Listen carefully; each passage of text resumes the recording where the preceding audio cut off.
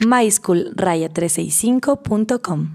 Jóvenes, continuamos resolviendo ejercicios para tercero BGU.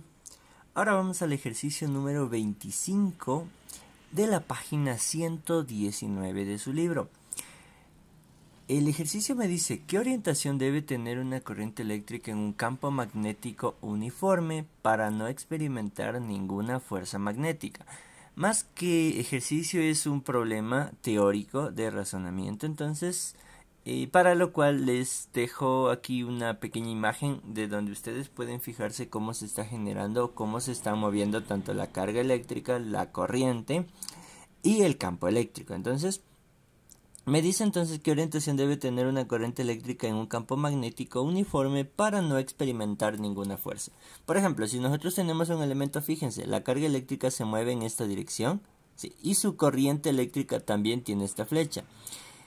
El valor del campo magnético va de forma perpendicular entre la corriente y el campo, están los dos en un plano. Tengo en este plano, en esta cara, las cargas y en esa va la dirección de la corriente. En cambio, el campo magnético está en una cara perpendicular a ello, está en la cara del lado de acá. Si lo vemos en un plano, yo tendría esto. La corriente sería esta, perdón, el campo magnético B sería este y la corriente I. Están en un mismo plano, en el suelo. Entre ellos existe este ángulo. Entonces, para yo obtener el valor de la fuerza, cuando es perpendicular, cuando yo tengo los dos en una fuerza perpendicular, el ángulo que se generaría aquí es de 90 grados. La fuerza es igual a la siguiente fórmula que ustedes ven acá. Fuerza es igual a la corriente por longitud del elemento, por el campo magnético y por el seno del ángulo que se genera. Entonces siempre va a haber un ángulo, ¿ok? Ahora, para este caso, cuando las dos son perpendiculares, existe un ángulo de 90 grados. El seno de 90 grados vale 1 y la fuerza tendría este valor. Pero ahora, para que no experimente fuerza, ¿cuánto debería valer esto? Para que no experimente fuerza significa que esto tiene que valer 0. Ahora, la corriente tiene que tener un valor. El campo tiene que tener un valor y la longitud también, así que lo único que puede hacer valerse 0 sería el ángulo que debería tener. ¿Qué orientación debe tener? Entonces de eso me voy a fijar en el ángulo. Entonces, ¿cuándo este seno se vuelve 0?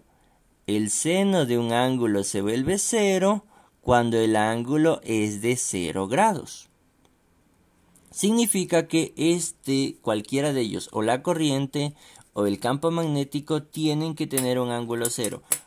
¿Cuándo también? Cuando es 180 grados. ¿Sí? Entonces, puedo decir que el campo magnético, como les dije, puede venir por acá, puede venir por aquí, o la corriente puede venir por acá.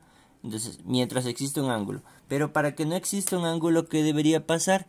Que el campo magnético y la corriente deberían estar en la misma dirección o en sentido opuesto, pero el ángulo que esté aquí tiene que ser 0. Fíjense que acá había 90, pero aquí como los dos están en la misma recta, el ángulo tiene un valor de 0, por lo tanto todo esto se hará 0.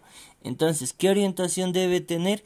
Debe tener la misma dirección la corriente y el campo magnético. Entonces, la única forma de que exista una fuerza 0 o una fuerza nula es que el campo magnético y la corriente tengan la misma dirección. ¿Listo? Entonces yo tengo mi campo magnético, mi corriente en la misma dirección. Entonces, ¿qué voy a tener en este caso?